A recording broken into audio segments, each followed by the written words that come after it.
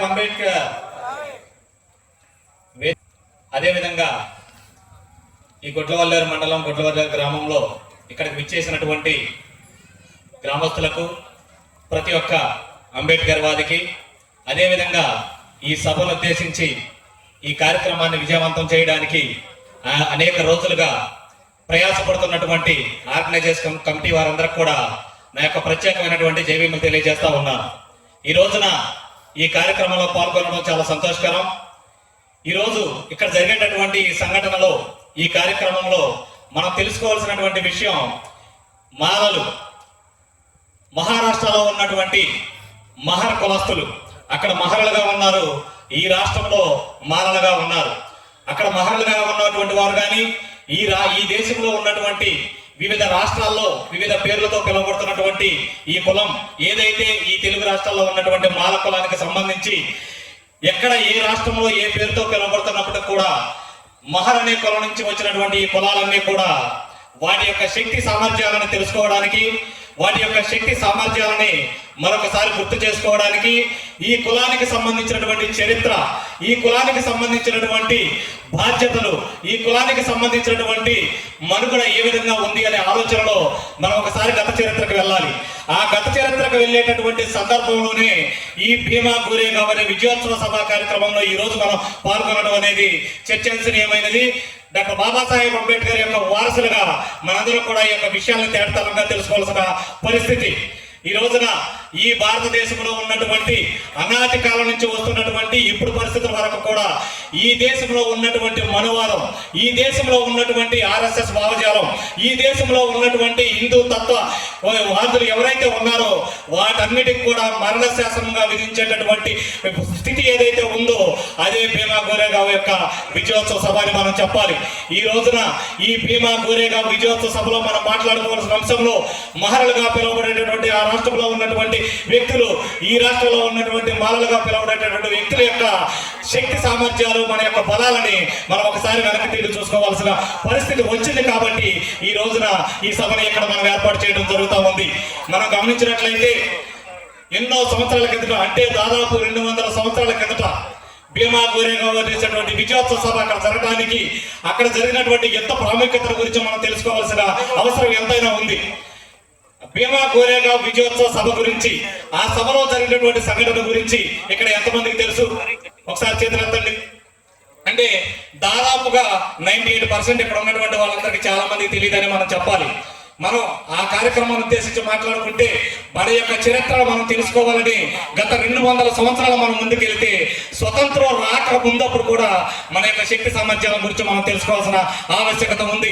ఎన్నో సంవత్సరాల కిందట, వందలాది సంవత్సరాల కిందట ఊరికి వెలివేయబడి అస్పృశ్యతలో ఉండి, అంటరాని ధరంలో ఉండి, మీరు ఎందుకు పనికిరారు, మీరు ఊరికి దూరంగానే ఉండాలి అని చెప్పేటటువంటి రోజుల్లో ఉన్న మనం ఆ రోజుల్లో అక్కడ ఉన్నటువంటి పరిస్థితులను బట్టి, ఆ గ్రామాలలో అక్కడ నివసించినటువంటి పరిస్థితులు నడుచుకుంటూ ముందుకు వెళ్లే ప్రయాణంలో మన వెనక తాటాకు మన భూతిక ముంతా ఉన్న పరిస్థితి. అంటే అక్కడ ఉన్నటువంటి ఆ కులాలు వివిధ జాతులకు సంబంధించిన వారందరూ కూడా మనం వెళ్ళిపోయిన తర్వాత మనం ఏదైతే మార్గాన్ని నడిచి ఉన్నామో, మనం ఏ మార్గంలో అయితే వెళ్ళి ఉన్నామో ఆ మార్గాన్ని పరిశుభ్రం అనేటటువంటి వాళ్ళు హిందూ సాంప్రదాయంలో ఉన్నటువంటి అక్కడ ఉన్న కొన్ని ఆచారాలని క్లీన్ అంటే శుభ్రం చేసుకునే పరిస్థితి తర్వాతే వాళ్ళు బయటకు వచ్చేటటువంటి పరిస్థితుల్లో మనం ఉన్నాం. అంటే మనల్ని ఎంత ఇదిగా అంతరాడితరంగా ఉన్నారనేది మనం ఈరోజు గమనించాలి. అయితే ఆ రోజు నుంచి ఈ రోజు వరకు కూడా, అప్పటి నుంచి ఇప్పటి వరకు కూడా ఈ భారతదేశంలో ఎవరైనా మన కులాలకి ఎవరైనా సరే పూర్తి వ్యతిరేకతగా ఉన్నారు అని అంటే మనువాదంతో నిండిపోయినటువంటి బ్రాహ్మణ వ్యవస్థ. ఆ బ్రాహ్మణ వ్యవస్థలోనే కొన్ని వర్గాలుగా ఉన్నప్పుడు ఆ వర్గాలలో ఉన్నటువంటి మహారాష్ట్రలో ఉన్నటువంటి మరాఠీలు ఎవరైతే ఉన్నారో, మరాఠీలు అనేటటువంటి వ్యక్తులు ఎవరైతే ఉన్నారో ఆ మరాఠీలందరూ కూడా ఎవరైతే అక్కడ ఉన్నటువంటి మహర్గా ఉన్నటువంటి ఆ కులాలని అణగదొక్కాలని, అణిచివేయాలని, వీరిని ఊరికి దూరంగానే ఉంచాలని చెప్పి మనందరి మీద తిరుగుబాటు చేస్తున్నటువంటి సందర్భంలో మనందరినీ అణగదొక్కాలనేటటువంటి సందర్భంలో అప్పుడు పరిపాలన ఎలా సాగుతా ఉంది? మనకు స్వాతంత్రం రానటువంటి రోజులు, ఆ రోజుల్లో ఎవరు పరిపాలిస్తా ఉన్నారు?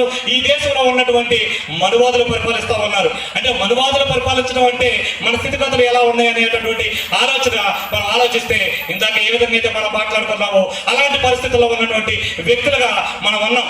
కానీ ఆ రోజున ఎవరైతే బ్రాహ్మణ వ్యవస్థ ఉందో ఆ బ్రాహ్మణ వ్యవస్థలో ఉన్నటువంటి మరాఠీ అనే వర్గం ఏదైతే మరాఠీలు ఉన్నారో వాళ్ళందరూ మరాఠీలకు సంబంధించినటువంటి ఒక రాజు అక్కడ ఉన్నటువంటి సైనికులందరికీ అధ్యక్షుడిగా ఉండి రాజుగా ఉండి అక్కడ పరిపాలిస్తున్నటువంటి సంఘటనలో వాళ్ళు ఒకటే ఆలోచన చేశారు, ఈ దేశంలో మనమే ఆధిపత్యంగా ఉన్నాం, ఈ దేశంలో మనం చెప్పిందే వేదంగా నడవాలి, ఈ దేశంలో మనం చెప్పిందే జరగాలనే ఉద్దేశంతో ఉన్నటువంటి వ్యక్తులకి ఏదో ఇతర దేశాల నుంచి పక్క దేశాల నుంచి అనేక ప్రాంతాల నుంచి వలసలుగా వచ్చినటువంటి బ్రిటిష్ సామ్రాజ్యాన్ని ఏర్పరచుకున్నటువంటి బ్రిటిష్ వ్యవస్థ ఏదైతే ఉందో ఆ బ్రిటిష్ వ్యవస్థని వాళ్ళ మీద పోరాటం చేయడానికి సిద్ధపడి ఆ బ్రిటిష్ వ్యవస్థ తరిమి కొట్టాలనేటువంటి ఒక ఆలోచన అయితే చేశారు, కానీ అంత ధైర్యం వీళ్ళకి సరిపోలేదు.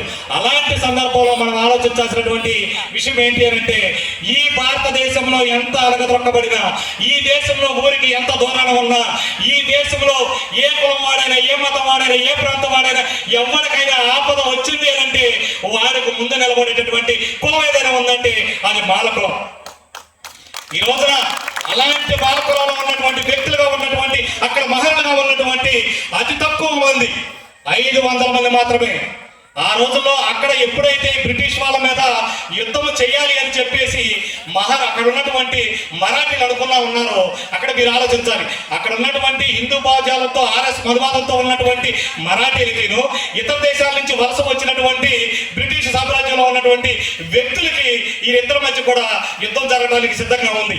అయితే అక్కడ ఉన్నటువంటి మహారాలకి సంబంధం ఏంటి?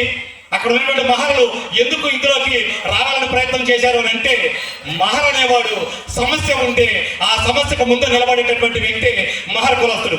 ఆ సందర్భంలో మనం అణిచివేయబడినా, మన అన్నదొక్కాలని చూసినా, మనల్ని ఊరికి దూరంగా పెట్టినా, మనల్ని ఎందుకో పనికి రారు అని చెప్పి మన మీద ఎప్పటికి కూడా ఒక ముద్ర వేసినప్పటికి కూడా అటువంటివేమీ ఆలోచించకుండా ఎవరైతే అక్కడ పేష్వాలుగా ఉన్నారో, ఎవరైతే అక్కడ ఉన్నటువంటి ఆర్ఎస్ఎస్ మనువాదంలో ఉన్నటువంటి మరాఠీలు ఉన్నారో వాళ్ళందరితో